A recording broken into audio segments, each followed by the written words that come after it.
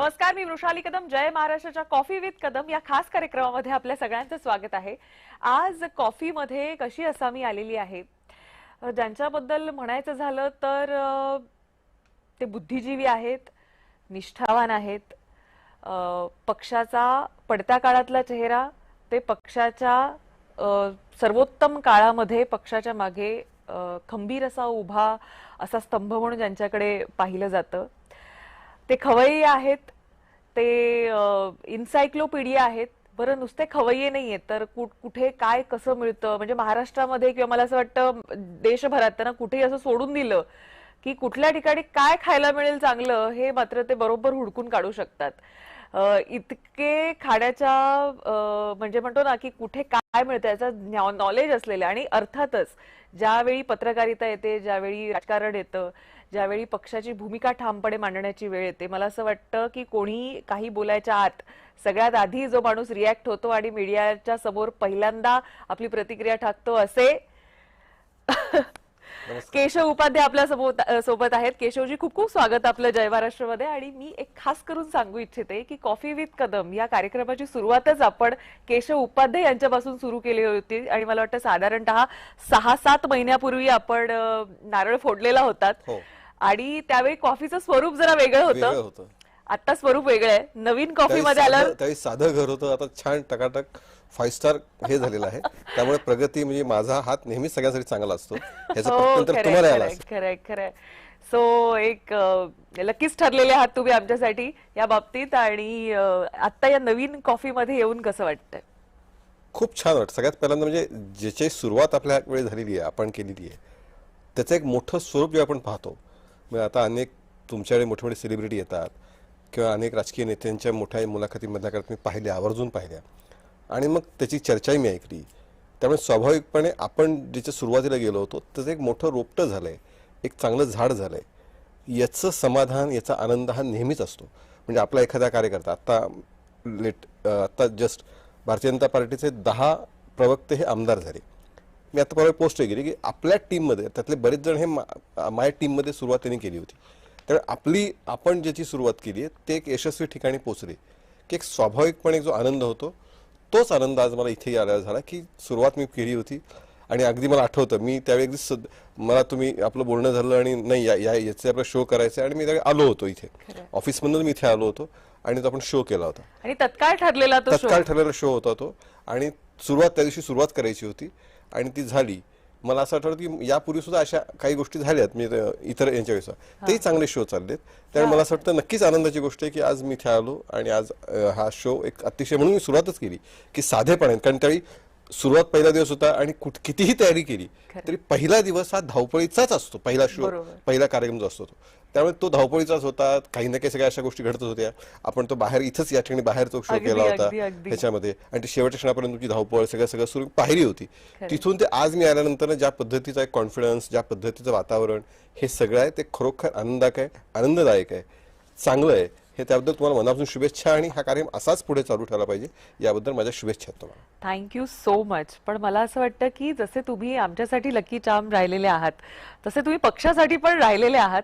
कारण आपण पाहिलेलं आहे की जसं मी सुरुवात केली की पक्ष ज्यावेळी स्ट्रगल करत होता, 4थ्या क्रमांकावर होता, त्यावेळी पक्षाच्या पाठीशी अतिशय बुलंदपणे तुम्ही असायचात. हे आम्ही पाहिलेलं आहे. त्या काळात जेव्हा आम्ही फील्डवर होतो त्यावेळी देखील आम्ही पाहिलेलं आहे की सगळ्यात पहिली प्रतिक्रिया तुमची यायची त्याही वेळी. आणि हे इतकं मेंटेन करणं आणि इतक्या सातत्याने इतकी वर्ष हे मेंटेन करणं खरंच फार चॅलेंजिंग असतं. खरं आहे. मला असं वाटतं, म्हणजे मला तर भारतीय जनता पार्टी घेऊन 26 वर्ष झाली. भारतीय जनता पार्टीचा एक सामान्य माध्यम विभागाचा कार्यकर्ता इथून ते मुख्य प्रवक्ता, हा माझा सगळा प्रवास आहे. आणि मधल्या काळात तर म्हणजे भारतीय जनता पार्टी ही सत्तेत नव्हतीच. म्हणजे 2014 पूर्वी भारतीय जनता पार्टी विरोधात, आणि तुम्ही म्हणता 4 नंबरची पार्टी होती. आणि त्यामुळे स्वाभाविकपणे रिसोर्सेस सगळ्या मर्यादित, कार्यकर्ते संख्या मर्यादित, आणि अतिशय कठीण कालखंड होता. आणि त्या कालखंडामध्ये भारतीय जनता पार्टी कशी जिंकते का, भारतीय जनता पार्टी कशी वाढतीये, हे सांगणं एक मोठं चॅलेंजिंग टास्क होतं. म्हणजे बऱ्याच वेळा आता असं म्हणतात की ती भूमिका हल्ली काँग्रेस किंवा असं काही करतात की आमची ही टक्केवारी वाढली, आमचं ते वाढलं. आम्ही त्यावेळी ते करत असतो की आमचं कशा पद्धतीने टक्केवारी वाढली, आम्ही इथं वाढतोय. किंवा जी वाढ आहे ती कशी आनंदकारक आहे हे त्यावेळी आम्ही सांगत असू. आणि भारतीय जनता पार्टीच्या कार्यालयामध्ये त्यावेळी कार्यकर्ते सुद्धा अतिशय मर्यादित होते, म्हणजे त्यावेळी कार्यकर्त्यांची संख्या सुद्धा मर्यादित असायची. आणि त्यामुळे तेव्हापासून भारतीय जनता पार्टीच्या कार्यालयात सगळ्या, मी विशेषतः पत्रकारांशी संपर्क तर माझाच गेले 25-26 वर्ष मी सगळ्या पत्रकारांना बघितलंय. आणि म्हणून तुम्ही सुद्धा ज्यावेळी सुरुवात तुमची झाली तेव्हापासून मी तुम्हाला पाहतोय, सुरुवातीचे पत्रकार ते आता संपादक. मला वाटतं की यशस्वी मी माझ्या समोर घडलेला हा प्रवास आहे. असे असंख्य असे अजूनही काही आहेत असे की ज्यांची नावं नक्की घेतली पाहिजेत. त्यामुळे अशी अशी पत्रकार घडताना मी समोर बघितलेत. आणि ही एक हा सगळा प्रवास अनेकांचा बघितला आणि त्याचबरोबर भारतीय जनता पार्टीचा प्रवास सुद्धा बघितलाय. भारतीय जनता पार्टी ज्या काळामध्ये म्हणजे 2004ची विधानसभा असेल, 2009ची विधानसभा असेल, ज्यावेळी मी पराभूत झालो, त्यानंतर पुन्हा कसे आम्ही उभं राहिलो, किंवा त्यावेळचं वातावरण कसं होतं कार्यालयातलं.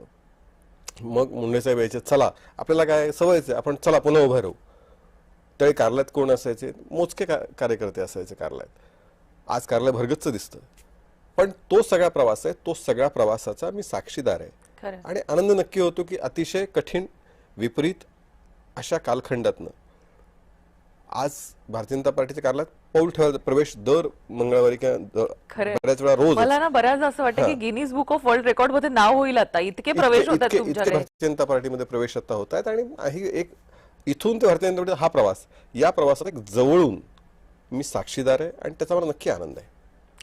पण तुमची सुरुवात ही जशी पत्रकारितेपासून झालेली, मला असं वाटतं लोकसत्ता, तरुण भारत यासारख्या नावाजलेल्या वर्तमानपत्रात आपण काम केलं. आपली सदरं त्या काळातली प्रचंड प्रचलित असायची. आणि त्यानंतर आपण हा वेगळा मार्ग, राजकारणाचा मार्ग निवडलात आणि नंतर मग आपण या ठिकाणी कार्यरत झालात. सगळ्यात आवर्जून सांगण्याचं असं की त्या काळामध्ये, म्हणजे तो काळ हा काँग्रेस रिजिमचा काळ होता, तरी देखील आपण भाजप, जो त्याही काळामध्ये 4थ्या क्रमांकावर होता, त्या पक्षामध्ये आपण जाणं पसंत केलं, तिथं काम करणं पसंत केलं. आणि त्या ठिकाणी आपण, म्हणजे मला असं वाटतं, डेडिकेटेडली वाहून घेतलं गेली 26 वर्ष. ते आम्ही अविरतपणे गेली पाहतो. म्हणजे मी बऱ्याचदा ना असं म्हणायचे की ज्यावेळी तुमच्या रिॲक्शन्स यायच्या आणि थेट प्रेस नोट यायची, म्हणजे इतकं प्रत्येक, म्हणजे मुख्यमंत्र्यांनी एखादं विधान केलं असेल त्या काळातल्या, तर कसं ते मुख्यमंत्र्यांचं विधान किंवा तुमच्या फॅक्टनुसार ते खोडण्याचा प्रयत्न असायचा, तुमच्या फॅक्ट दाखवण्याचा प्रयत्न असायचा, इतकं मुद्देसूद ते लिहून यायचं. तर मला बराचसा प्रश्न पडायचा की ही माणसं इतकी मेहनत करतायत, पण ह्यांना काही मिळत कसं नाही. म्हणजे तरीही खचून न जाता ते इतकं मुद्देसूद असायचं. म्हणजे आम्हाला, मला असं वाटतं की त्या काळामध्ये भाजप बीट जी माणसं करायची त्यांना सगळं रेडीमेडच मिळायचं. असं की पत्रकारितेत हे समजलं जातं की भारतीय जनता पार्टीचं बीट हे सगळ्यात सोपं बीट, कारण रेडीमेड प्रेस नोट. म्हणजे आता इलेक्ट्रॉनिक मीडिया आलाय, पण आता सुद्धा सगळ्यात पहिल्यांदा लिंक देण्याची जी सुरुवात ती भारतीय जनता पार्टीने केली. त्यावेळी सुद्धा एक तयार प्रेस नोट, ज्यावेळी प्रिंटचा जमाना होता, म्हणजे 15 वर्षापूर्वी ज्यावेळी चॅनल्स इतकी नव्हती, त्यावेळी फक्त प्रिंटवरती अवलंबून असायचं, त्यावेळी संध्याकाळी 4-4:30ला प्रेस करणं, त्या प्रेस कॉन्फरन्सची प्रेस नोट रेडीमेड देणं, त्याच्याबरोबर काही घटना घडल्याची तातडीने त्याची माहिती देणं. त्यामुळे भारतीय जनता पार्टीचं बीट करणं तशा अर्थाने पत्रकारांना सोयीचं असायचं. बऱ्याच वेळा इतर पक्षांमध्ये नेते भेटत नाहीत, प्रेस काही रिॲक्शन मिळत नाही, कोणी बोलत नाही, अशी परिस्थिती असताना भारतीय जनता पार्टीमध्ये मात्र पत्रकार यायच्या, म्हणजे पत्रकार काय हवंय, कशा पद्धतीची बातमी हवी आहे, ती बातमी तयार टाईप करून व्यवस्थित हे करणं. नंतर मोबाईल सुरू झाले, मोबाईलच्या ह्याच्यामध्ये ओपन ज्याला म्हणतात, त्यावेळी कॉम्प्युटरचे फॉन्ट वेगळे होते. मी तुम्हाला छोट्या गोष्टी सांगतो, भारतीय जनता पार्टीचा बदल कसा आहे, म्हणजे जे नव्या गोष्टी स्वीकारल्या भारतीय जनता पार्टी, त्यावेळी मोबाईल नवीन आले होते. मोबाईलमधला फॉन्ट आणि कॉम्प्युटरचा फॉन्ट वेगळा होता, पण युनिकोड नावाचा फॉन्ट जो मोबाईलमध्ये असतो त्या फॉन्टमध्ये प्रेस नोट द्यायची, म्हणजे मग पत्रकार कॉपी पेस्ट करता येतं, टाईप करायची गरज नाही. हा विचार इतका विचार करणारा पक्ष, इतका विचार. दुसरं मी सांगतो, माझ्याकडे तुम्हाला माहिती असेल, तुम्हाला आठवत असेल, त्यावेळी नोकियाचा कम्युनिकेटर नावाचा एक फोन होता, असं ओपन, त्यामध्ये फॅक्सची सोय होती. आणि त्याच्यामुळे एकच फोन होता की ज्याच्यामध्ये फॅक्स मशीन्स होती. तो फोन माझ्याकडे होता त्यावेळी, तो म्हणजे त्याच्यामध्ये. आणि समजा पत्रकार कशासाठी, तर तो फॅक्स, की कारण त्यावेळी इतकी सोय नव्हती, म्हणजे प्रेस नोट नव्हती, फॅक्स पाठवावं लागायचे. ते फॅक्स आम्ही त्या मोबाईलमधनं पाठवायचो.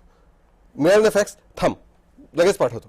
म्हणजे समजा मी प्रवासात कुठे असेल, मी समजा लोकलमध्ये प्रवास करत असेल, कार्यालयातनं बाहेर पडलो असेल, तर पुन्हा फॅक्स करणं शक्य नाही. किंवा शिपाई सांगणार, शिपाई पाठवणार, मग त्याला मिळणार. ह्याच्यापेक्षा तो फॅक्स पटकन जाणं. आणखीन एक सांगतो, आम्ही संघर्ष यात्रेचं सगळ्यात मोठं उदाहरण म्हणजे पत्रकारांच्या व्यवस्थेमध्ये किती गोष्टी काळजी आम्ही घ्यायचो, किंवा कशामुळे त्या यात्रेमध्ये स्वाभाविकपणे आम्ही 15-20 दौऱ्यावर होतो. तुमच्या माहितीसाठी सांगतो की या दौऱ्यामध्ये मी फॅक्स मशीन सोबत ठेवलं होतं. बर आता आपल्याला पाहायला मिळत नाही ते, पण फॅक्स मशीन ते सोबत असायचं. त्यावेळी एसटीडी बूथ होते गावागावात. हो खरं एसटीडी करून फोन करावं लागायचं. की आता फॅक्स येणार आहे पुढच्या नाही 5 नाही नाही, मिनिटात. कुठलंही कम्युनिकेशन ते हो, हो, फोन हो. हेच खरंय होतं. खरंय खरंय खरंय. मग गावात फॅक्स असल्याची गॅरंटी नाही. आम्ही दौऱ्या सभा कुठेतरी असली समजा घराच्यामध्ये, त्या गावात फॅक्स शोधायचं कुठे? पत्रकारासाठी. त्या पत्रकारासाठी फॅक्स मशीन सोबत आमच्या गाडीत असायचं. जिथे जाऊ त्या एसटीडी बूथवर जायचं, त्याला सांगायचं ह्याला लाव फॅक्स वायर जोड, तुझे काय चार्जेस असतील ते आम्ही देऊ. आणि पत्रकार तिथे सगळे जे काही 10-12 पत्रकार आमच्यासोबत यात्रेत असायचे, ते सगळे पत्रकारांच्या कॉप्या झाल्या की संध्याकाळी सलग एका ठिकाणून सगळे फॅक्स केले जायचे. म्हणजे इतक्या पद्धतीचं नियोजन हे भारतीय जनता पार्टी खरंय. करायचं आणि त्याचा विचार करायचं. म्हणजे माध्यम विभाग म्हणून एवढ्या गोष्टी करायच्या, त्यातून भारतीय जनता पार्टी तुम्ही म्हणताय तसं रिॲक्शन तातडीने येणं, त्या मुद्देसू देणं, त्याची चर्चा, सकाळी मांडणी, त्याचा विचार, हे अनेक गोष्टी त्या सतत सुरूच असतात.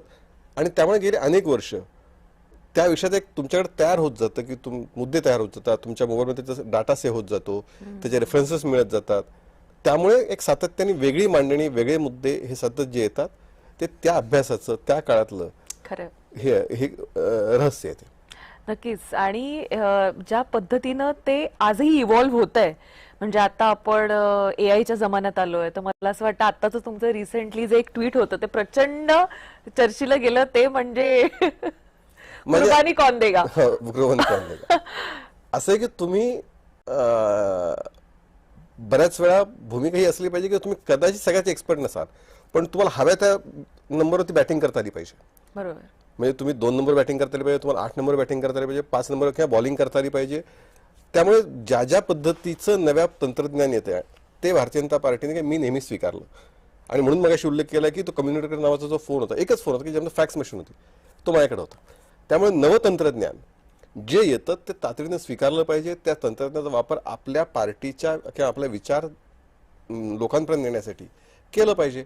त्यामुळे एआय कडनं आताची नव्या पद्धतीची कार्टून्स ही खूप त्यांना चांगल्या उत्तम त्यांना आयडियाज दिल्या.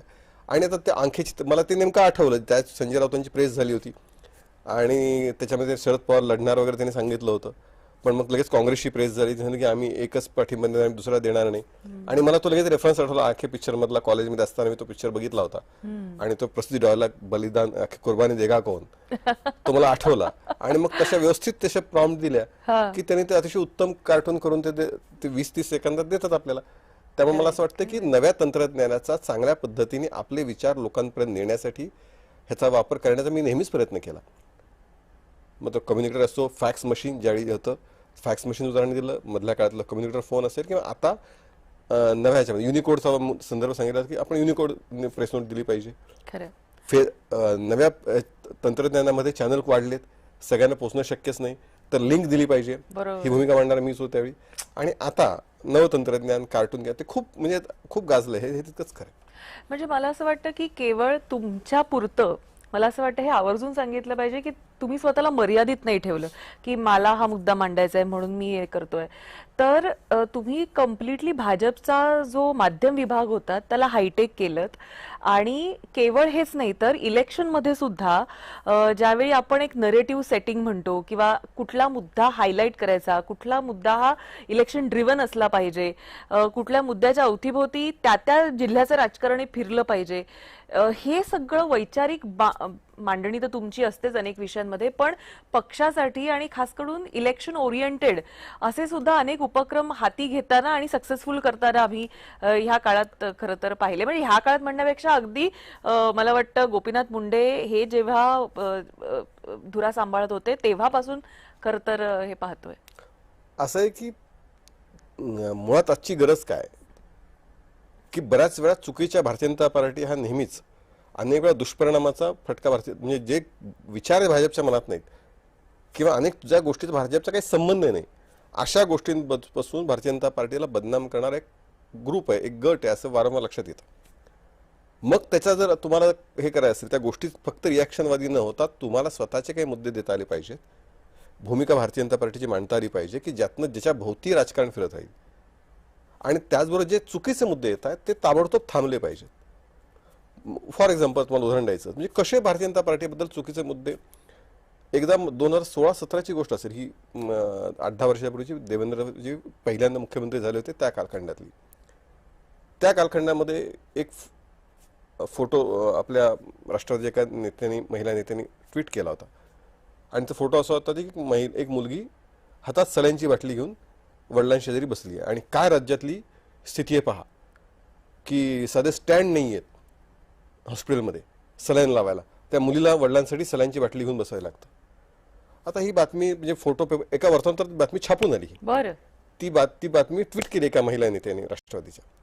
आणि मला दुसरी सकाळी मी बघितलं तर ट्विट यायला, म्हणजे आता ही बातमी खरोखर, मुलगी एक बापाच्या बाजूला बाटली घेऊन बसली आहे, हे खरोखर अस्वस्थ म्हणजे ही कोणाला संवेदनशील माणसाला त्रास देणार. म्हणून मी त्या हॉस्पिटलला मुद्दाम फोन केला. तिथे म्हणलं काय नेमकं घडलंय, खरंच असं घडलंय का. आणि मग जेव्हा माहिती काढत घेत गेलो त्यावेळी मला असं कळलं की एक जण, त्याही नवीन सगळे व्हॉट्सअप ग्रुप सगळ्या गोष्टी सगळ्या सुरू होत्या, एक जण हॉस्पिटलमध्ये गेला होता, तर तिथे वडिलांच्या डोक्यापाशी एक मुलगी बसली, तिने बघितली. आणि ती मुलगी बघितल्यानंतर त्याला असं काय वाटलं माहिती, त्या सांगितलं की बेटा जर बाटली घेऊन उभार ना, मला फोटो काढायचा आहे. तिनं त्या मुलीच्या बाटली दिली स्टँडची काढून, ती मुलगी घेऊन उभी राहिली. याने कौतुकाने की बापासाठी मुलगी बघा काय काय करते, अशा अर्थाने तो फोटो एका व्हॉट्सअप ग्रुपला टाकला. त्या फोटो काढण्याचा उद्देश कुठेही टीका करण्याचा काही नव्हता, त्याने कौतुकाने की मुलगी बापासाठी काय काय करते बघा. आणि नेमका तो फोटो ग्रुपवरती पडल्यानंतर दुसऱ्या कोणीतरी उचलला आणि तो अशा पद्धतीने ट्रीट केला गेला. म्हणजे असं ज्याचा भाजपशी काही संबंध आहे, मग आम्ही त्याशी सगळ्या माहिती घेतली, सगळ्या गोष्टी. दुसरं उदाहरण अलीकडच्या काळातलं, आपण इथलं अटल सेतू तयार झाला. अटल सेतू तयार झाल्यानंतर पहिल्या 8 दिवसामध्ये एक बातमी आली अटल सेतूला दुपारी याच्यामध्ये की अटल सेतूला तडे गेले. हो, खरंय खरंय. अरे पण प्रत्यक्षामध्ये ज्याचा अटल सेतूशी संबंधच नाही, अशा सर्व्हिस रोड तिथे कुठे तडे गेले होते, ज्याचा अटल सेतूला जोडणारा जो एक रस्ता होता कुठला तरी, त्याला तडे गेले होते. पण मग तातडीने त्याच्यावरती हे करून ती सगळं थांबवणं, त्याच्यामध्ये बातम्या वस्तुस्थिती समोर आणणं, हे जे करावं लागतं, मला असं वाटतं की ही वस्तुस्थिती तिचा भाजपशी काहीच संबंध नाही, असा अनेक पद्धती चुकीचे गैरसमज. मला वाटतं प्रवक्ता म्हणून या भूमिकेमध्ये तुम्हाला सतत राहावं लागतं, तसं अलर्ट राहावं लागतं. आणि म्हणून मी विनोदाने म्हणतो सुद्धा की दक्षिण आफ्रिकेमध्ये काहीतरी घडणाऱ्या घटनेपासून किंवा छत्तीसगडमधल्या तेंदूपत्त्याच्या वाढलेल्या भावाबद्दल इथपर्यंत प्रवक्त्याला बोलावं लागतं. आणि त्यामुळे तसं अलर्ट राहावं लागतं. बऱ्याच वेळा मी त्याचा कोटही केला की माझा सकाळचा वेळ 1.5 तास 1.5 कप चहा आणि 15 पेपर याच्यामध्ये असतो. मग एकदा सकाळी तुमची तयार झाली की मग तुमचा दिवस तुम्हाला कुठल्याही म्हणजे साधारणतः सकाळी तुम्हाला आयडिया येते काय बातम्या झाल्यात काय नाही, आणि मग त्याच्यानंतर तुमचा दिवस तयार होत जातो की तुम्हाला काय. त्यामुळे 1.5 कप चहा 1.5 तास आणि 15 वर्तमानपत्र असं एक सकाळचं ठरलेलं गणित त्याचे वर्षानुवर्षे. आणि मग एखाद दिवस कुठेतरी झालं नाही तरी मी सतत अस्वस्थ होतो. आज पेपर, ज्या दिवशी पेपर बंद असतात आठवड्यातनं 5 दिवस, त्या दिवशी मीच अस्वस्थ असतो की आज पेपर वाचायला मिळाले नाही. त्यामुळे ते ठरलेलं. पण आता ऑनलाईनची सोय झालेली आहे, ऑनलाईन आहे सोय, पण आपल्याला जो हातात पेपर वाचण्याचा फील आहे ना, मी त्या जमान्यातला आहे. मला आज माझ्याकडे किंडल आहे, म्हणजे आज किंडल सगळे वापरतात, मी किंडल वापरतो, किंडलवरती पुस्तकं मी डाउनलोड केली. पण मला जो पुस्तक हातात घेऊन वाचण्याचा जो फील आहे ना, ती मजा जी आहे, तो मजा म्हणजे तुम्ही असं छानपैकी रेलून कुठेतरी छान हातात पुस्तक घेऊन 3-4 तास वाचत बसलाय, शेजारी चहा कॉफीचे कप आहेत आणि तुम्ही वाचताय, किंवा वर्तमानपत्र हातात घेऊन वाचणं, हा जो फील आहे ना, तो फील नवी पिढी सगळी डिजिटल बघते, ऑनलाईन बघते. मलाही ते सोय म्हणजे प्रवासात असतो त्याला पर्याय नसतो, बरोबर. पण हातात फिजिकल पेपर वाचणं ह्याच्यामध्ये जो आनंद आहे तो वेगळा आहे. बरोबर. गिव्हन अ चॉईस ते थोडंसं ट्रेडिशनल आहे आणि तुम्ही काम केलेलं आहे इतक्या वर्तमानपत्रामध्ये, त्याच्यामधला एखादा अनुभव नक्कीच ऐकायला आवडेल मला. की लोकसत्ता होतं, तरुण भारत होतं, तरुण भारत मध्ये आल्यानंतर असं वाटायला लागलं का तुम्हाला, हा माझ्या मनात पडलेला प्रश्न आहे. नाही, तरुण भारतचा विषय नाही. मी तरुण भारत नंतर मी लोकसत्तात गेलो. मुळात असं आहे की मुळामध्ये माझी बॅकग्राऊंड ही विद्यार्थी परिषदेची.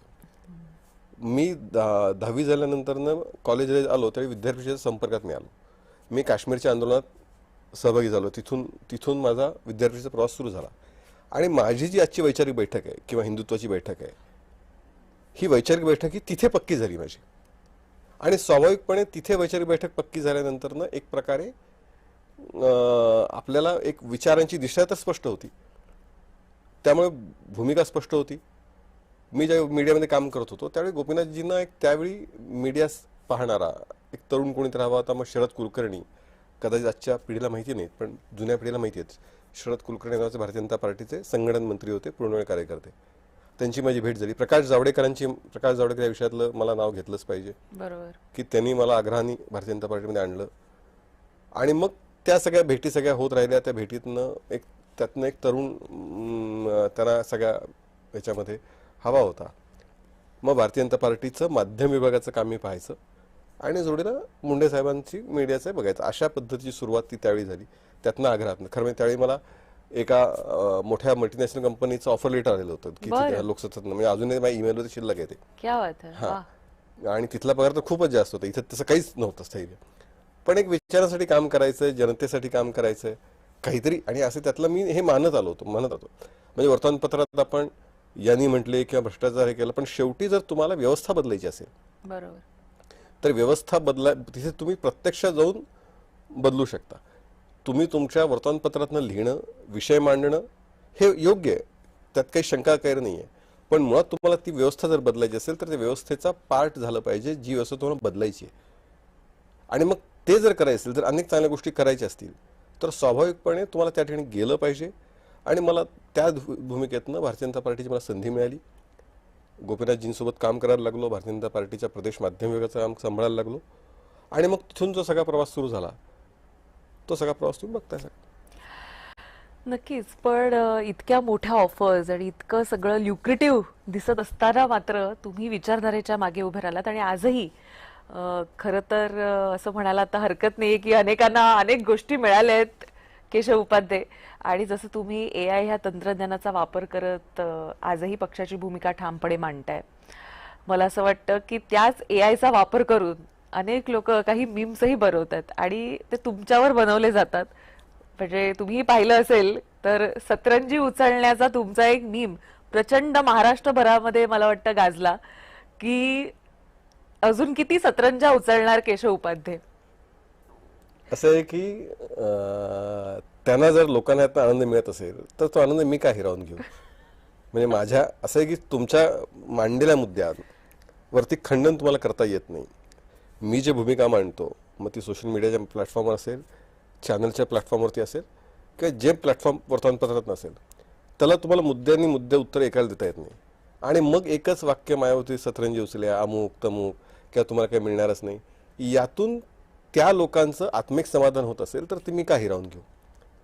माझा उद्देश, जी भूमिका माझी पार्टीने मला भूमिका दिली, ती भूमिका व्यवस्थित मुद्देसूद मांडणं, जी माध्यमांची विविध मते माझे आता टाइम्स ऑफ इंडियापासून अनेक ठिकाणी म्हणजे कॉलम चालतात, मग चॅनलवरती मी असतो, सोशल मीडियाचे माध्यम आहेत. भारतीय जनता पार्टीने मला जी भूमिका दिली आहे त्या भूमिकेला अनुसरून ते काम करत राहणं, मतं मांडत राहणं, वैचारिक भूमिका मांडत राहणं हे माझं काम आहे. त्या कामानुसार मी ते काम करतोय. आणि त्याच्यानुसार जर लोकांना मला हे माझ्या पोस्टवर येऊन कॉमेंट करणं अशा पद्धतीने हा त्यांना आत्मिक समाधानाचा लाभ असेल तर त्याच्यामध्ये त्यांना तो मिळू द्यावा. मला त्यात दुःख त्यात काही नाही. नंबर 1. नंबर 2, अशा पद्धतीमध्ये त्यांच्याशी वाद घडणार. शेवटी ते काय, त्यांना त्यांच्या पक्षाचे मुद्दे नाही आहेत, या ट्रोलर्सकडे बाकी काही विषय नसतो. मग अशा पद्धतीने व्यक्त होणं हेच त्यांचं काम आहे. तिथे मी वाद कशाला घालत बसू. त्यामुळे ठीक आहे, ज्याला जे म्हणायचे, माझी भूमिका मी मांडली आहे. ती भूमिका जी जनता आहे ती पाहतीये, त्याचा उपयोग भारतीय जनता पार्टीचा नक्की त्याचा काही ना काही एक खारीचा वाटा मी असं म्हणेन. कारण भारतीय जनता पार्टी नेतृत्व खूप मोठं आहे, खूप मोठ्या पद्धतीने विचार मांडले जातात. आपण आपला एक खारीचा वाटा त्यामध्ये द्यायचा असतो, तो द्यायचा प्रयत्न करतो, तो लोकांपर्यंत पोहोचवायचा प्रयत्न करतो, त्याचा उपयोग होत असतो आणि ते काम मी करतोय. त्यामुळे अशा पद्धतीने ट्रोल होत राहणं काही अडचण नाही. कधी वाटलं तर मला खरंच असं त्यांना आनंद द्यायचा असेल तर आता मीच हातात सतरंजी घेऊन त्यांना घ्या बाबा तुमचा, तुम्हाला हवं आहे ना घ्या, असा एखादा फोटोचा मी करायचा विचार कधी काळी केला होता. त्यामुळे असं तर ठीक आहे, त्यांना आनंद मिळतोय ट्रोलर्सना, तो आनंद त्यांनी घ्यावा.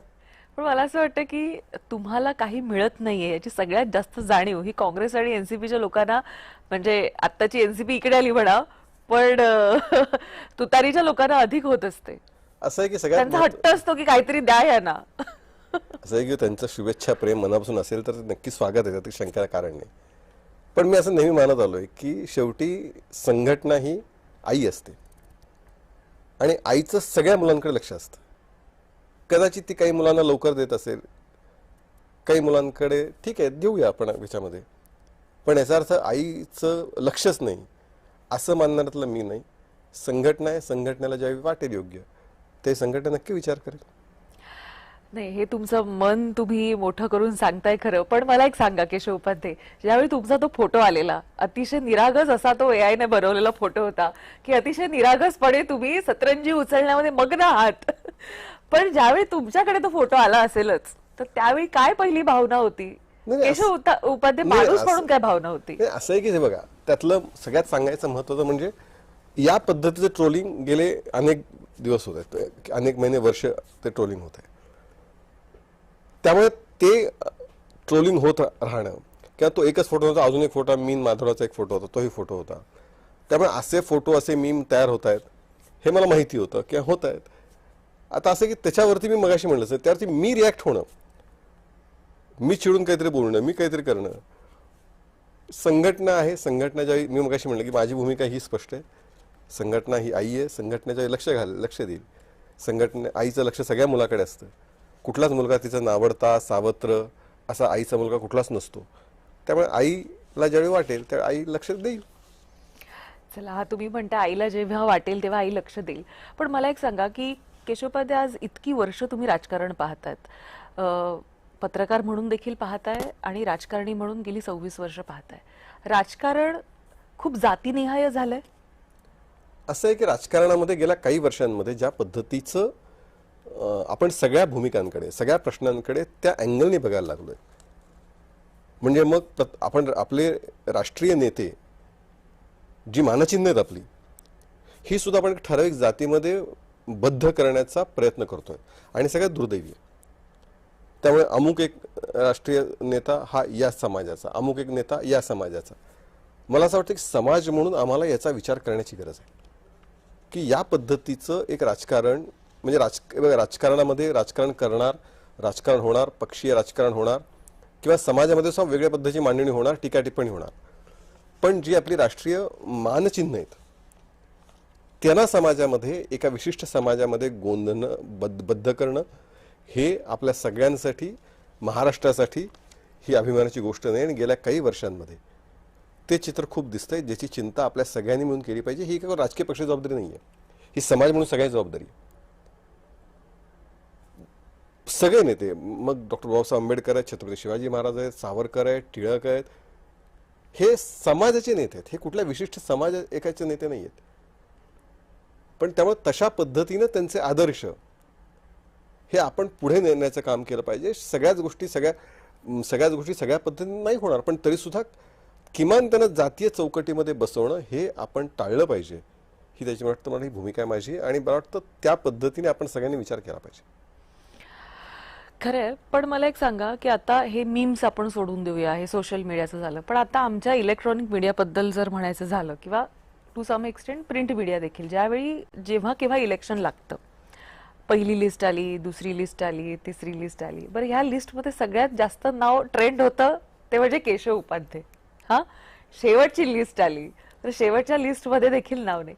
केशव उपाध्ये माणूस म्हणून जेव्हा तुम्ही या सगळ्याकडे पाहता, म्हणजे ते पाहताना तुम्ही देखील टीव्हीवर पाहताय की तुमचं नाव ट्रेंड होत आहे, तुमचे फोटो फिरतायत, फ्लिकर होत आहेत सगळीकडे, हा शेवटची लिस्ट आली, सगळं झालं, कधी तरी असं वाटतं का की ह्यावेळी तरी व्हायला हवं होतं?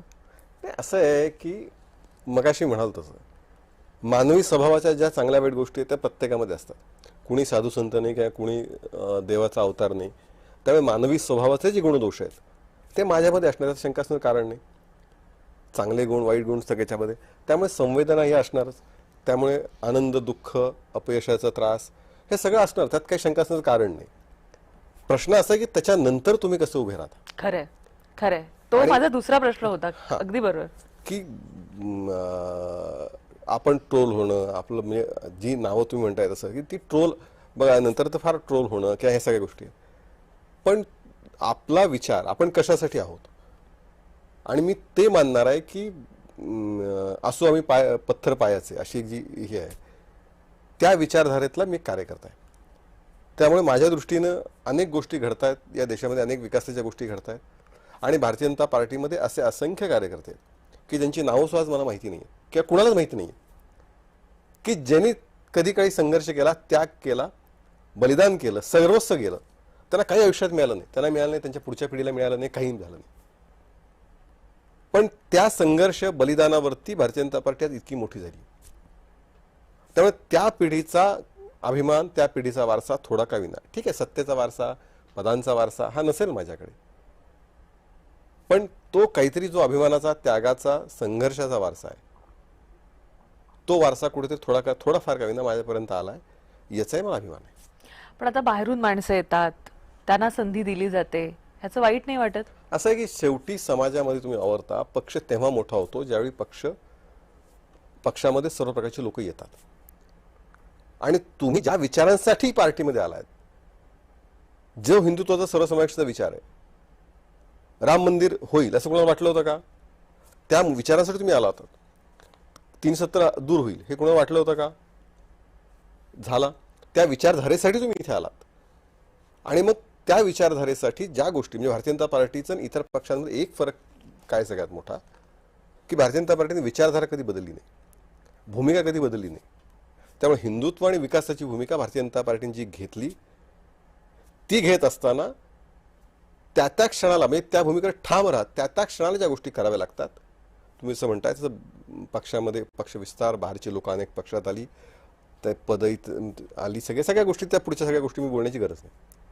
पण त्या विचारधारेसाठी शेवटी असं आहे की आपलं अस्तित्व, आपण आहोत एका विचारांसाठी काम करणारे कार्यकर्ते आहोत. मग व्यापक विचार ज्यावेळी करावा लागतो, की हा व्यापक विचारच तो तुम्हाला त्या ठिकाणी स्वतःला एक स्थान देतो, स्वतःचा अभिमान जाहीर होतो की एका व्यापक विचाराने आपण आलो, की ज्या विचारांसाठी आलोय तो विचार आज प्रत्यक्षामध्ये येतोय, ही एक अभिमानाची गोष्ट असते. आणि दुसरं मगाशी म्हणालो की संघर्ष करणारा, बलिदान देणारा असंख्य मोठी संख्या, की ज्यांची नावं भाजपच्या इतिहासात कदाचित लिहिली गेली नसतील, अशा असंख्य गावोगावी कार्यकर्ते, तोही वारसा. आणि त्याच्यामुळे ज्यावेळी अशी परिस्थिती येते त्यावेळी यातनंच बाहेर पडायचं, यातूनच उभे राहायचं, जी ताकद आहे ती मिळते. नाही, पण मला असं वाटतं की हे तुमच्या एक बाबतीतलं झालं, पण अनेक अशा घटना घडतात की ज्यावेळी एखादा भाजपचा मंत्री असतो, त्याच्यावर टीका केली जाते, किंवा अमुक एका गोष्टीमध्ये पक्षाला टार्गेट केलं जातं, त्यावेळी मला असं वाटतं की दुसरं कोणी काही करेल किंवा काय रिॲक्शन देईल याच्या आधी तुमची रिॲक्शन ही सगळ्यात आधी असते. त्याचं कारण असं की माझं काम आहे ते या विचारधारेसाठी काम करणं. जी भूमिका मला दिली आहे, भारतीय जनता पार्टीमध्ये प्रत्येकाची भूमिका ठरलेली आहे की संघटनेत तुम्ही हे काम करा, मतदारसंघात तुम्ही हे काम करा, तसं माध्यम क्षेत्रामध्ये काम करणं ही माझी भूमिका आहे, मला पार्टीने दिलेली आहे. त्यामुळे ज्या क्षणी अशी गोष्ट घडी येईल त्या क्षणाला तिथं उभे राहणं समोर, हे माझं काम आहे. त्यामुळे नाही, मला काय करायचंय, मला काय मिळणार आहे, माझं काय याच्यामध्ये, असा विचार न करता त्या जी काही घटना घडते चांगली वाईट, त्या घटनेसाठी उभं राहणं, भारतीय जनता पार्टीची तिथली भूमिका मांडणं, हे माझं काम आहे. आणि मला असं वाटतं की मी ते काम प्रामाणिकपणे करतो. मला असं वाटतं, आणि त्याच्यासाठी जुने रेफरन्सेस, मला असं वाटतं जे जुने दाखले दिले जातात, किंवा उदाहरणं म्हणून ज्याला आपण वकिलीच्या भाषेमध्ये केस लॉज म्हणतो, की त्या काळामध्ये असं घडलं होतं. मी काल एक पोस्ट केली, ती काँग्रेसच्या कार्यकर्त्यांनी मला फोन केली की आमच्या लोकांनी, म्हणजे काँग्रेसच्या नेत्यांनी मला फोन केली की आमचे लोक तुमची पोस्ट स्क्रीनशॉट करून फिरवत आहेत. बरं, म्हणजे मी काल, म्हणजे ते रेफरन्स हे कदाचित अनेकांना माहिती नाही किंवा गुगलवर अवेलेबल नसले रेफरन्स आहेत. म्हणजे मी असं काल लिहिलं की शरद पवार, आज ज्या शरद पवार आहेत, की या शरद पवारांनी काँग्रेसमध्ये असताना आणि काँग्रेसच्या बाहेर असतानाही कसं काँग्रेसच्या उमेदवारांनी राज्यसभा आणि विधान परिषदेला पराभूत केलं. आणि त्याचे रेफरन्स दिले मी, की 1996ला विलासरावांच्या वेळी त्यांनीच काम केलं, 1998ला राम प्रधान हे सोनिया गांधींचे अत्यंत विश्वासू, ते विधान परिषदेसाठी इथे आले होते. इथे शरद पवार काँग्रेसमध्ये होते त्यावेळी राम प्रधान, अरुण मेहता म्हणून शरद पवारांचे खास विश्वासू हे अपक्ष म्हणून उभे राहिले आणि राम प्रधानांचा पराभव झाला. म्हणजे शरद पवार काँग्रेस, तिथूनच ती खरी फुटीची बीज आहेत ती तिथे.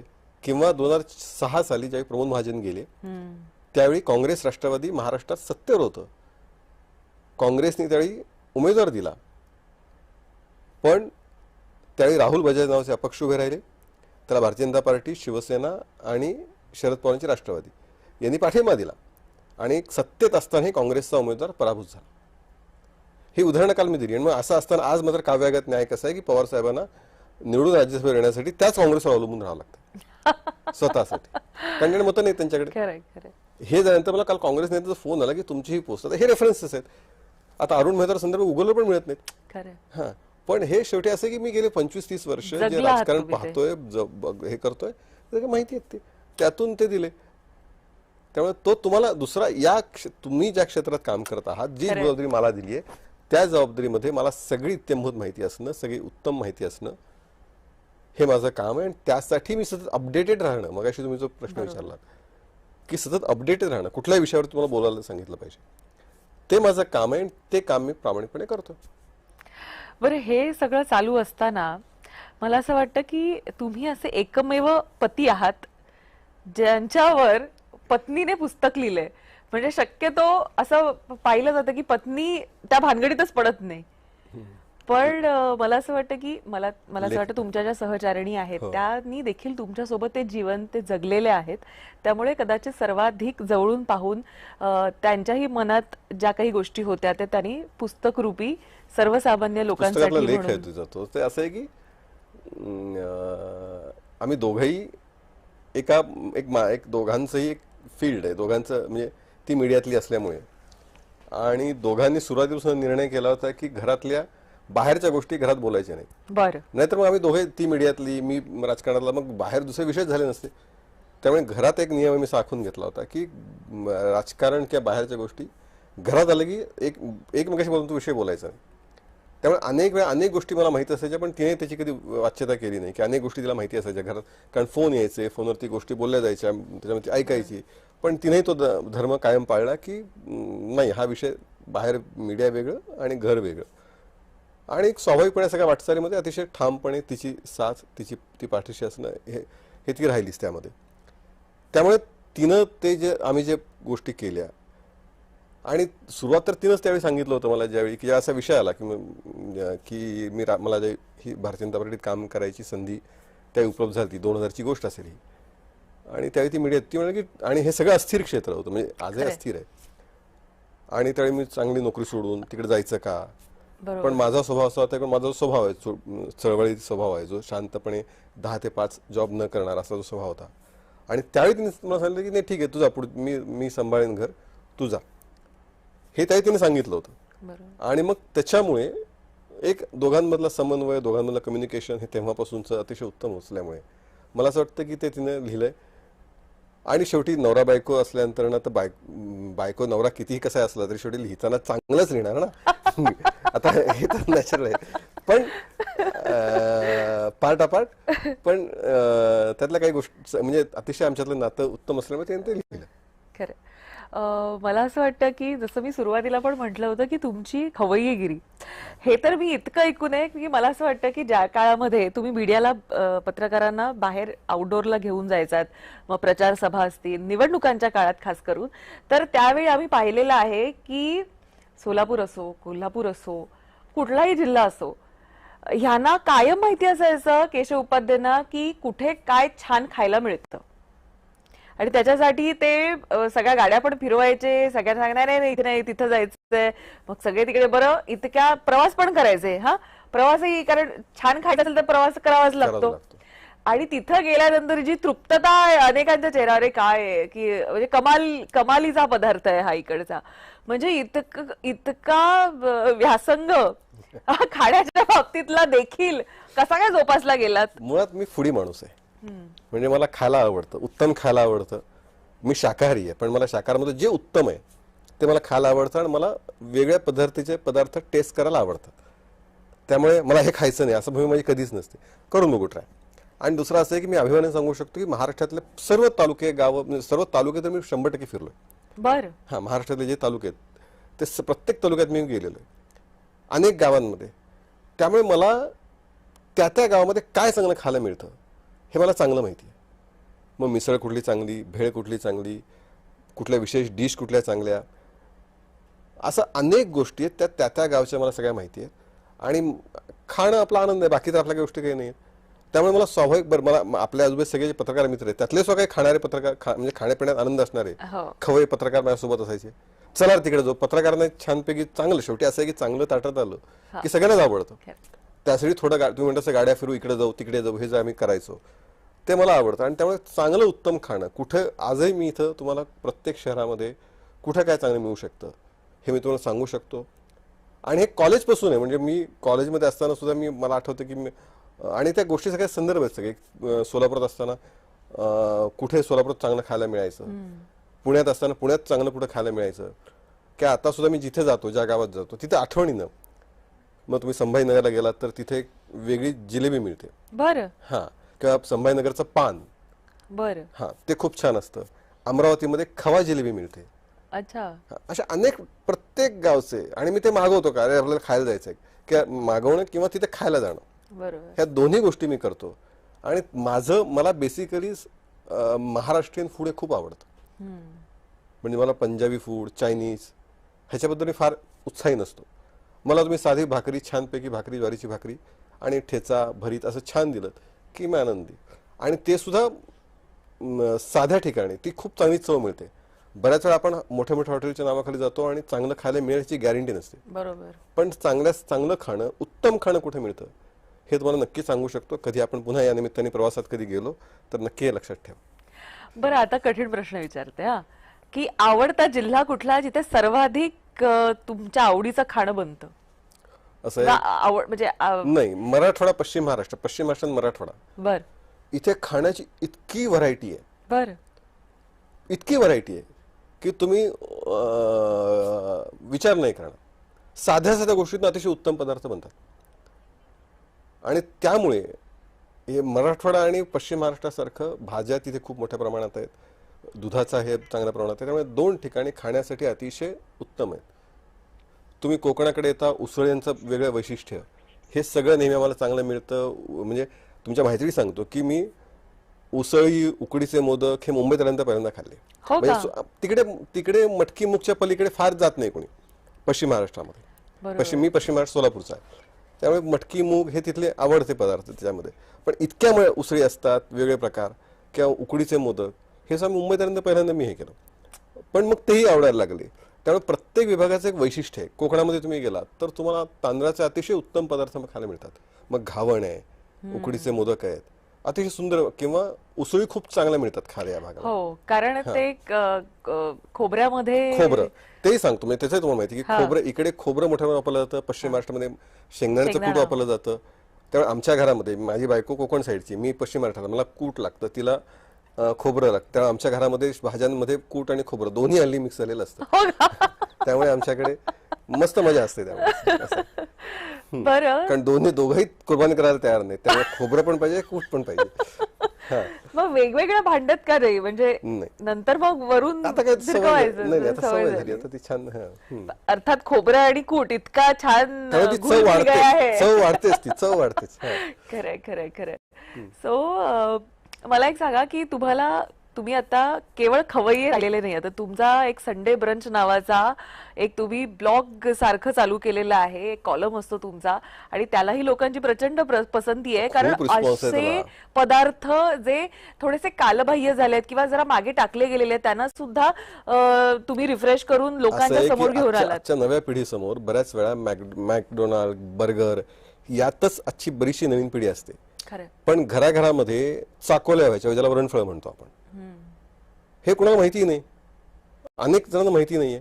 म्हणजे आणि हे ठरलेले असे अगदी भाकरीचा चिवडा अतिशय सुंदर लागतो, स्नॅक्स. त्यामुळे हे कुणाला माहिती नाहीये. बऱ्याच वेळा म्हणजे ते वाचून मला इतके लोक मला फोन करतात, इतके मेसेज मला येतात, आणि तो इतका वाचला जातोय तो. म्हणजे मला आश्चर्य वाटलं. मी अतिशय सहज एकाच्यातनं एकदा संडे ब्रंचला मी बसलो होतो, फॅमिली खरंच सगळे रविवार संडे त्या दिवशी बसलो, एकत्र होतो, आम्ही सगळे बसलो होतो, आणि त्यातून ती कल्पना आली याच्यामध्ये. आणि तो इतका चालला, आणि मी ठरवून त्याच्यामध्ये जे घरातले पदार्थ आहेत, जे घरात बनले जातात, आणि जे घरातली माऊली आपल्या घरातल्या कौशल्य वापरून, ज्याच्यामध्ये काही म्हणजे बाहेरचं कुठलंही फार मीठ मसाला टाकावा लागत नाही, घरातल्या पदार्थानेच होतो, असे पदार्थ मी आणतो संडे ब्रंचमध्ये.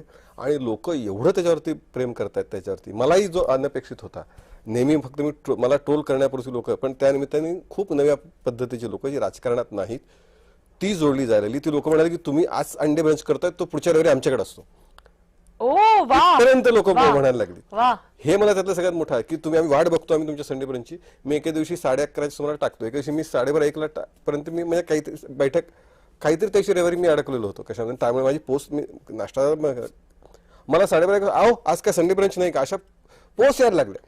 वा. मग मी तो 1 वाजता ती टाकली आणि लोक हे म्हणाले की तुमच्याकडे जे होतं, आणि हो आम्हाला जुन्या आठवणी जागृत झाल्या, आम्ही लहानपणी खायचो असे असंख्य पदार्थ मी त्यामध्ये मुद्दामून आणतो आणि त्याचा पुन्हा एकदा नव्या पिढीसमोर हे पदार्थ घेऊन जातोय. नवी पिढी आवडीने खातीये. खरं. आणि असं कुठला नाही, मी अगदी वडापाव समितीत आणला, म्हणजे असं नाही की त्यामध्ये वडापाव सुद्धा आपला त्यामध्ये आहे. त्यामुळे जुने मराठी जे बऱ्याचशा काळ विस्मरणात गेलेत आणि आपण हल्ली म्हणजे बऱ्यापैकी बाहेरच खातो, खरंय. त्याच्यापेक्षा वेगळं कुटुंबाने एकत्र बसावं, संडे ब्रंच करावा, ही त्याची कल्पना आहे. तुम्हाला तुमच्या कुठल्याही गोष्टीवरती कंट्रोल हा असला पाहिजे. खायला काहीच नाही, खायला व्यवस्थित खावं, माझा काही आक्षेप नाही त्याबद्दल. आणि मी स्वतः व्यवस्थित खातो, म्हणजे समोर आलं की मी व्यवस्थित खातो. पण ते करत असताना तुम्हाला किती खायचं हे असलं पाहिजे एक. आणि दुसरं, राजकारण्यानं किती खावं. मी जेवणाच्या आपण जेवणाच्या अन्न पदार्थांच्या गोष्टींबद्दल बोलतो आहोत, त्यामुळे ते त्यांनी नक्की खाल्लं पाहिजे मर्यादेमध्ये, ह्याबद्दल माझं आग्रही मत आहे. हा, त्यामुळे एक दुसरं असं आहे की तुम्हाला ते जिरवण्याची किंवा ती करण्याची म्हणजे त्यासाठी तुम्हाला व्यायाम, योगासनं ही केली पाहिजे तुम्ही त्यामध्ये, त्यात काही शंका. शेवटी असं आहे की तुम्ही सगळा जो खटाटोप करता, तुम्ही जो खाण्याचा आनंद घेता, तुम्ही बाहेर सगळ्या गोष्टी करता, ते तुमचं शरीर आहे. ते शरीर तुमचं उत्तम नसेल तर बाकीच्या गोष्टीचा उपयोगच नाही. म्हणजे तुमच्याकडे खूप मोठं यश मिळालंय, खूप मोठी श्रीमंती आली, पण तुमचं जर शरीर त्यावेळी ते नसेल, म्हणजे मराठीत जी म्हण आहे की दात आहे तर चणे, म्हणजे चणे आहेत तर दात नाहीत, ते कितीही चांगले चणे असले तुमच्याकडे दातच नसतील तर उपयोग नाही ना काही त्याचा. त्यामुळे तशा पद्धतीचा व्यायाम, योगासनं आणि खाण्यावरती थोडंफार नियंत्रण. आता हे ऐकून कदाचित माझी बायको जे बघेल ते हसेल मोठ्याने, पण ठीक आहे. पण तरी सुद्धा खाण्यावर थोडंफार नियंत्रण आणि व्यायाम, योगासनं हे तुम्ही नियमित केली पाहिजेत, असं माझं मत आहे. पण हे करत असताना अगदी आपण 6 पॅक्स करावेत असा विचार कधी आला तुमच्या असं आहे की त्यावेळी ज्यावेळी खरं म्हणजे तो एक 2-3 महिने डोक्यात? ठरवून पहिल्यांदा खूप कटाक्षाने डाएट पाळलं होतं. खूप म्हणजे साखर अजिबात पूर्ण बंद, गोड अजिबात बंद, आणि खूप कठोर थोडासा व्यायामाचा हे वाढवला होता. खाण्यावरती खूपच बंधनं आणली होती. आणि मग ते सुरुवात म्हणजे चला एक 5-6 दिवस करून बघूया. म्हणजे फार मोठा अजेंडा मी कधीच ठेवत नाही म्हणजे व्यायामाच्या बाबतीमध्ये. चला व्यायाम डाएट की आजचा दिवस पूर्ण करूया, मग उद्या पुन्हा तेच करूया. असं करत करत करत काही वेळेस 18 तासाचं फास्टिंग इंटरेक केलं होतं. त्यातून मग शेवटी डाएट आणि व्यायाम ह्याचं एकत्रित जर रेग्युलर तुमचं कन्सिस्टन्सी असेल तर कुणीही करू शकतं. त्याबद्दल काही वेगळी एक्सक्लुझिव्ह गोष्ट असण्याची गोष्ट नाही ती काही. पण ते तसं मेंटेन करणं, ते मेंटेन करण्यासाठी तुम्हाला प्रवास करावा लागतो. त्याचं कारण सांगतो. प्रवासामध्ये अशक्य असतं. तुम्ही प्रवास करता, तुम्ही लोकांकडे जाता, तुम्ही कार्यकर्त्यांना भेटता, मग तुम्ही त्यांना नाही म्हणू शकत. नाही म्हणू शकत नाही. कार्यकर्त्यांचा आग्रह असतो, मग तुमचं खाणं होतं, त्यामध्ये तेल तेल आहे, बाकी सगळं खाणं आहे, ते वेगळ्या पद्धतीत येत जातं. त्यातून तुम्हाला त्या गोष्टी जे तुमचं किमान नियमित वॉक केला पाहिजे तोही होत नाही, कारण दिवसभर इतकं तुमचं काम असतं. आणि त्यातून त्या प्रवासातनं तुम्ही म्हणजे मी तर बऱ्याच वेळा म्हणतो की मी सोमवार ते शुक्रवार जे कंट्रोल करून ज्या गोष्टी करतो त्या शनिवार रविवार मी इतक्या कालीच पुन्हा इनटेक घेतो. आणि व्यायाम त्यावेळी काही कारण दौरे प्रवास सगळं सुरू असतं, ते सगळं बंद होतं आणि त्यातून पुन्हा ते जातं. त्यामुळे ज्याला प्रवास करायचा आहे त्याला हे अवघड आव्हानात्मक नक्की आहे, कारण प्रवासामध्ये तुम्हाला पाळणं काही शक्य नसतं. पण तुमचा प्रवास देखील तितकाच आव्हानात्मक राहिलेला आहे. अवघड अनेक पदं गाठताना नक्कीच झालेला आहे. तर मला असं कायम वाटतं की ज्या माणसानं इतकी वर्ष ही राजकारणामध्ये किंवा एका निष्ठावान म्हणून खर्चिक केलेली आहेत, उसका नंबर कब आएगा? ऐसा है, मराठीत एक संस्कृत शब्द आहे, चरेवेती. चालत राहा, रस्ता एक दिवस मिळेल. त्यामुळे मग आपलं काम काय, तो काम आपण 100% देणं, 100% काम करत राहणं हे माझं काम आहे. दखल ज्यावेळी घेतली जाईल. ज्या भूमिकेसाठी मी आलोय ती भूमिका मी पार पाडतोय. त्यामुळे चरेवेती हा माझ्या डोक्यात कायम असतं. आपण काम करत राहावं, चालत राहावं. नक्की एक दिवस जसा नंबर म्हणताय लागेल तर लागेल, बघूयात. तुम्हाला खरं तर खूप खूप शुभेच्छा तुमच्या धन्यवाद. पुढच्या प्रवासासाठी. तुमचा प्रवास तर मला असं वाटतं की थक्क करणारा आहे.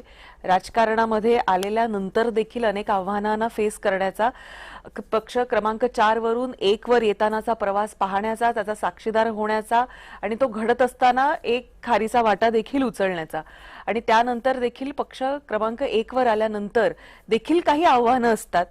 पक्षाला कायम नंबर 1 वर राहण्यासाठी म्हणून किंवा इतरांनी जे काही आरोप केलेले असतात त्यांना तत्काळ प्रत्युत्तर देणं, पक्षाची बाजू खंबीरपणे खणकरपणे मांडणं आणि आता जसं तुम्ही म्हणालात की तुम्ही अशी बाजू मांडता की विरोधक देखील फोन करून सांगतात तुम्हाला की आज आम्ही आमच्याकडे फिरवलेली आहे पोस्ट. म्हणजे मला असं वाटतं की ह्याच्यासारखी पोचपावती दुसरी असू शकत नाही. पण आता पोचपावती तुम्हाला पक्षाकडून कधी मिळणार याची आतुरता आम्हाला सगळ्यांनाच लागून राहिलेली आहे. कारण दरवेळी आम्ही तुमचे फोटो जे आहे ते आता संभाव्य संभाव्य संभाव्य म्हणून कायम चालवत असतो आणि याद्या उलटून निघून जातात, मात्र नंबर काही लागत नाही. तर तुम्हाला पुढच्या वाटचालीसाठी खूप खूप शुभेच्छा. धन्यवाद. आणि मला असं वाटतं की ज्या पद्धतीनं आपला हा सगळा प्रवास राहिलेला आहे थक्क करणारा आहे, अशाच पद्धतीनं अशाच उत्तरांनी तुम्ही जसे विरोधकांना थक्क करताय तसे तुम्ही थक्क करत राहा. तुम्ही कॉफीमध्ये आलेले आहात, पहिल्या एपिसोडला देखील आलेला होतात आणि आता कॉफीच्या साधारणतः एक 6 वर्षाच्या महिन्यांच्या प्रवासानंतर पुन्हा तुम्ही आलेले आहात. कॉफीचं रूप हे बदललेलं आहे आणि येत्या काळामध्ये तुमच्या प्रवासाचं रूप देखील बदलावं अशी आम्ही अपेक्षा करतो. मनापासून धन्यवाद, आपल्या मनापासून आभार आणि असाच पुन्हा एकदा कॉफीसाठी जेव्हा केव्हा संधी मिळेल नक्की आनंदाने, अभिमानाने, आवडीने या ठिकाणी मला यायला आवडेल. त्यामुळे मनापासून शुभेच्छा तुलाही, तुम्हालाही. जय महाराष्ट्राला शुभेच्छा आणि सगळ्या जे लोक पाहतायत त्यांना खूप खूप शुभेच्छा. खूप खूप धन्यवाद. तर आता कॉफीमध्ये वेळ झालेली आहे इथंच थांबायची, पण तुम्ही कुठेही जाऊ नका. पाहत राहा केवळ जय महाराष्ट्र.